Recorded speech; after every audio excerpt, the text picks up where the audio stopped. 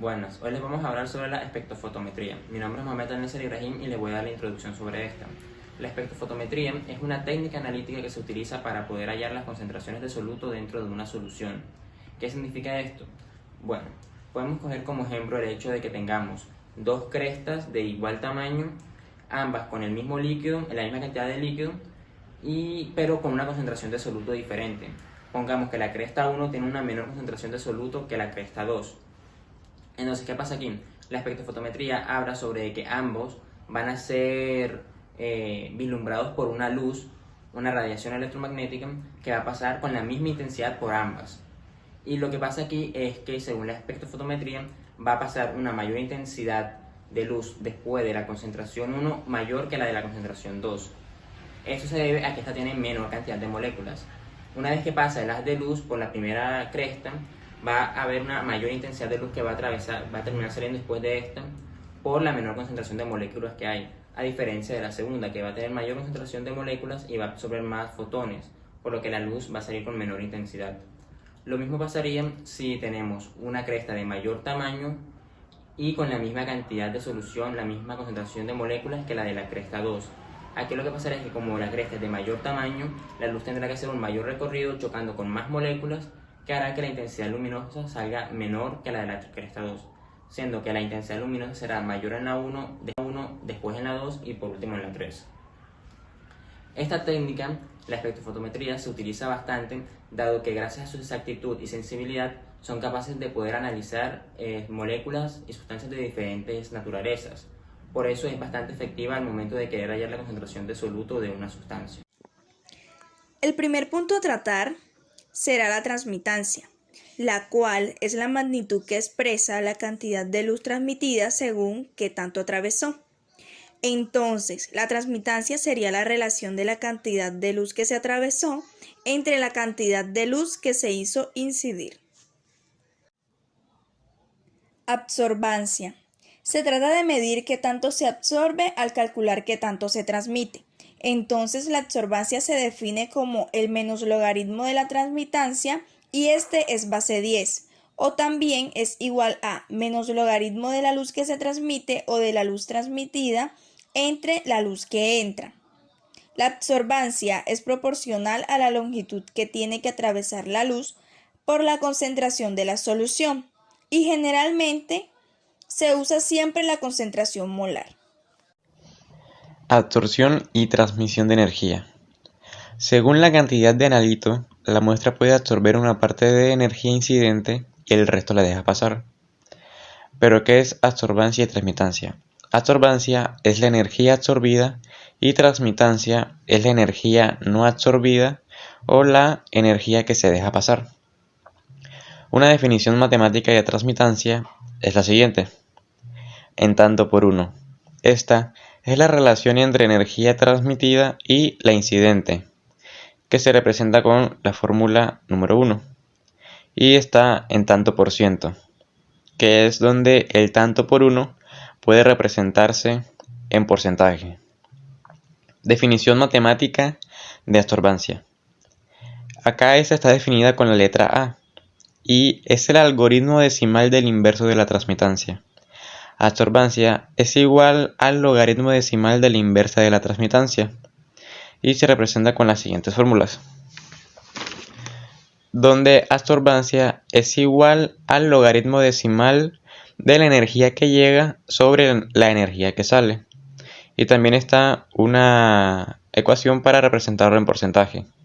Absorbancia es igual al logaritmo decimal de 100 sobre % de la transmitancia. De esta manera, conociendo uno de ellos, podemos conocer al otro. O sea, si conocemos A, podemos determinar T, y viceversa. Ley de Lambert-Beer. ¿De qué trata esta ley? La absorbancia de una muestra a determinada longitud de onda depende de la cantidad de especie absorbente que la luz encuentra al pasar por la muestra. La absorbancia de una muestra a determinada longitud de onda depende del ancho de la celda que contiene la muestra. La absorbancia de una muestra a determinada longitud de onda depende de la cantidad de especies absorbentes o de analito que la luz se encuentra al pasar por la muestra. Como podemos observar en la gráfica, cuando se encuentra concentrado el analito, pasa a una intensidad de luz I sub 0, la cual termina saliendo con la intensidad de I. Guiándonos de la flecha, podemos ver que la cantidad de energía se reduce. En el caso del diluido, un soluto diluido, podemos observar que nuevamente entra I sub 0 a su interior y por medio de la especie absorbente sale I, pero con una flecha aún más delgada, denotando que la intensidad es aún más baja y en un ambiente muy diluido de soluto. Podemos ver que la intensidad I sub 0 sale casi con una flecha invisible o inexistente. Con esto, podemos concluir que la cantidad de analito determina la cantidad de energía resultante de la cubeta en la que se está haciendo el estudio o muestra. La absorbancia de una muestra se determina por la longitud de onda y por el ancho de la celda que contiene la muestra, por lo que si tenemos un ancho de celda mayor al establecido internacionalmente de 1 centímetro, la energía que se absorba en esta va a ser aún mayor. Esta medida de 1 centímetro va a ser absorbida por menor energía a comparación de una cubeta de 3 centímetros. Al ser la cubeta de 1 centímetro establecida como un valor internacional, va a ser muy difícil de encontrar un espectrómetro con una medida mayor a eso, como en el caso de 3 centímetros o incluso 2, lo cual va a absorber una mayor energía consciente del analito y dificultando la absorción de la muestra. La ley de Lambert-Beer expresa matemáticamente cómo la materia absorbe energía o, en este caso, luz. Esta energía en el espectrofotómetro lo podemos encontrar en la luz que se refleja sobre la muestra. Esta se obtiene a través de un foco o de una lámpara. Este foco reflejará o hará las veces de fuente de iluminación, enviando una luz compuesta al monocromador y este tomando un valor de ella. Este valor será nombrado como luz monocromática, la cual se dirigirá a la muestra con una longitud de onda específica. Esta luz monocromática es la que atraviesa la muestra y absorbe el analito, la cual llegará al detector para hacer la lectura correspondiente. En este gráfico podemos observar la longitud o L, que se describe como la distancia que tiene que recorrer la luz monocromática en nuestra muestra en el momento en que ésta absorbe el analito. Con el valor de I sub 0 tenemos la energía incidente, que es la energía que entra, y con el valor de I tenemos la energía que sale de la muestra. Entendiendo este gráfico, podemos pasar a hablar de una fórmula en la cual se relaciona directamente estos valores.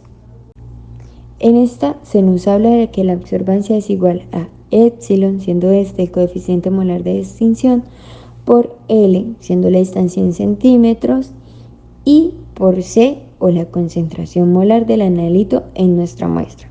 Entonces tenemos como relación directamente proporcional a A con respecto a C, concluyendo en que si en la toma de resultado obtenemos un valor de absorbancia alta, la concentración molar también será alta, y si por el contrario tenemos un valor de absorbancia baja, tendremos una concentración molar baja. La ley de Lambert-Beer dice que la luz que atraviesa una muestra es disminuida por 3 fenómenos físicos. El primero, la cantidad de analito. Esta está dada bajo una concentración de moles sobre litro o partes por millón, dependiendo de la unidad en la que estemos trabajando. Segundo, la distancia que la luz debe atravesar a través de la muestra. Por lo general, las cubetas tienen una distancia de 1 centímetro de arista, siendo esta la más recurrente en todas las muestras. Y por tercero, tenemos la probabilidad de que el fotón de esa amplitud particular de onda sea absorbido por el material. En este caso se hablaría del coeficiente de extinción o epsilon. El valor del epsilon o el coeficiente de extinción molar es específico para cada sustancia a una determinada longitud de onda y en condiciones específicas. La mayoría de los espectrofotómetros utilizan cubetas estandarizadas para la muestra de 1 centímetro de espesor. Retomando lo que decía mi compañera, tenemos aquí la absorbancia de un octanio a 450 nanómetros.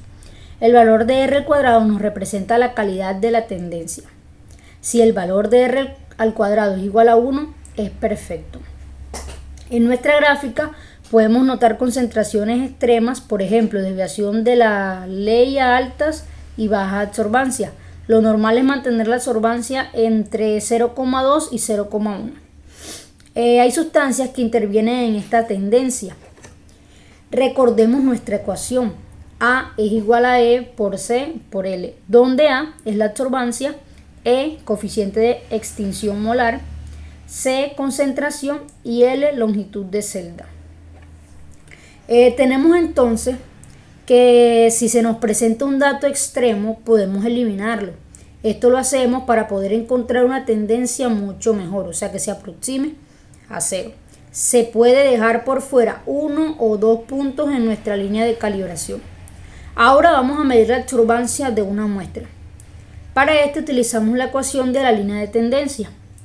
Sustituimos el valor de Y, despejamos X como lo podemos ver en nuestra diapositiva y calculamos la concentración de la muestra.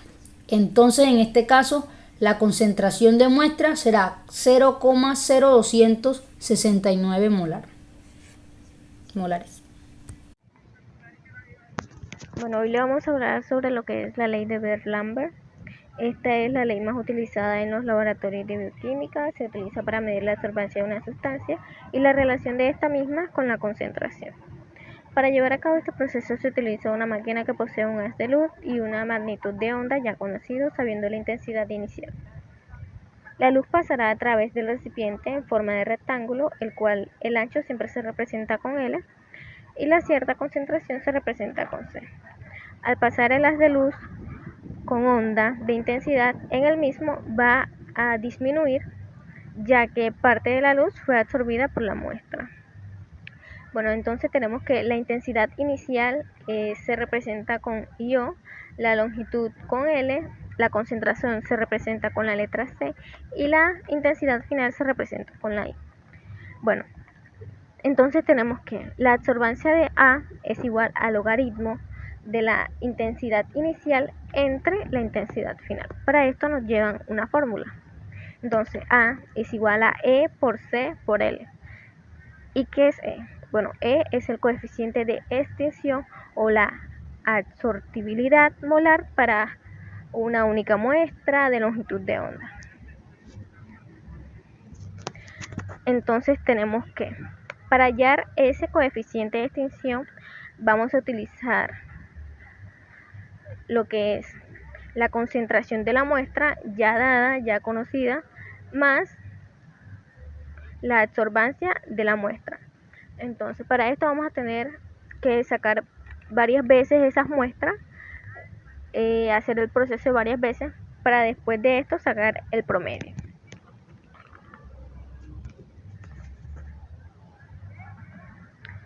Bueno, cuando tenemos una muestra de un color muy intenso, probablemente no va a funcionar esta técnica, ya que no va a pasar el haz de luz correctamente.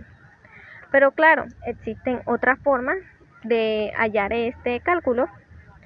Consiste en hacer un gráfico poniendo la absorbancia en el eje Y la concentración en el eje X, para así tener igual que Y es igual a M, X. Entonces tenemos que M es el coeficiente de extinción, X es la concentración y Y la absorbancia.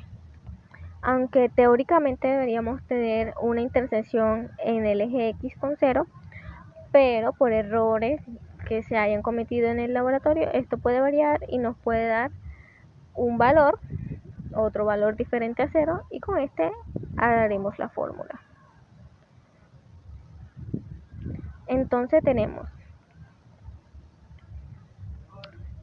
Entonces el título nos da la información de que es la absorbancia de un uranio a 450 nm. Tomamos como ejemplo el siguiente ejercicio que fue realizado en el laboratorio, donde determinamos el espectro de absorción para un colorante y medimos la absorbancia en intervalos o longitud de onda de 20 milimicras, desde 380 hasta 620 milimicras.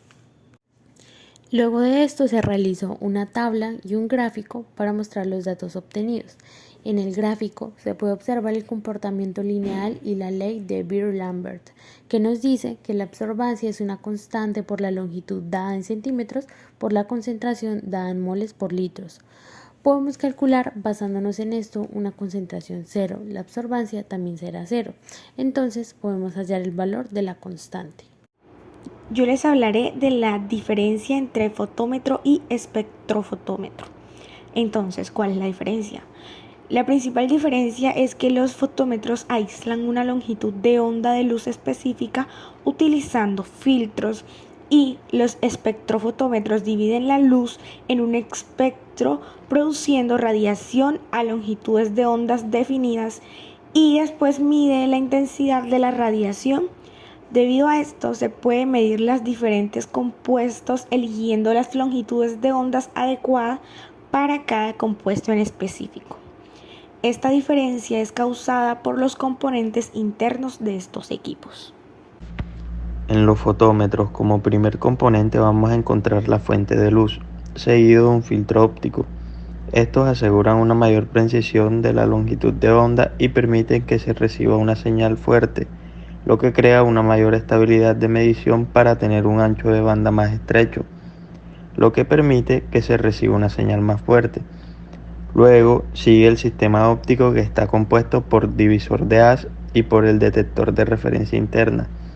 El divisor de haz crea dos haces de una fuente de luz, uno para la muestra y otro para el detector de referencia. Esta característica permite que el detector de referencia mantenga una fuente de alimentación estable. El siguiente componente es el lente de enfoque, el cual mejora el sistema óptico, ya que recoge toda la luz que sale de la celda, eliminando los errores, las imperfecciones y rasguños del vidrio de la celda.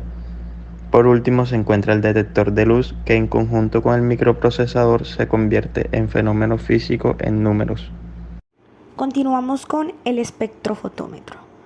Al igual que en los fotómetros, el primer componente es la fuente de luz, que proporciona una buena intensidad, sobre todo en el espectro de luz visible.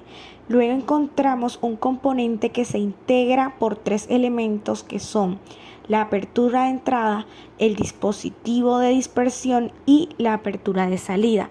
Juntos forman el monocromado. El dispositivo de dispersión es una rejilla cóncava que dispersa y enfoca la luz de manera simultánea. Reduce la luz dispersa, reduce anomalías que producen una mejora en la resolución y además no es dependiente de la temperatura. Siguen las ruedas del filtro, la cual reduce la luz dispersa y mejora la exactitud de las mediciones. Luego van los lentes. Los dos primeros tienen una función de asegurar que toda la luz sea recogida y el tercer lente reduce el error proveniente de las imperfecciones y los rasguños de la celda. El detector de referencia se encuentra en la perpendicular a la trayectoria que sigue el haz y nos ayuda a controlar la luz. Nos permite compensar los cambios de la intensidad que ocurre por el tiempo de encendido y la temperatura. Y por último vamos a encontrar el detector de intensidad, el cual detecta la radiación para después convertir el fenómeno físico en números, lo que leemos en nuestras pantallas como en los fotómetros.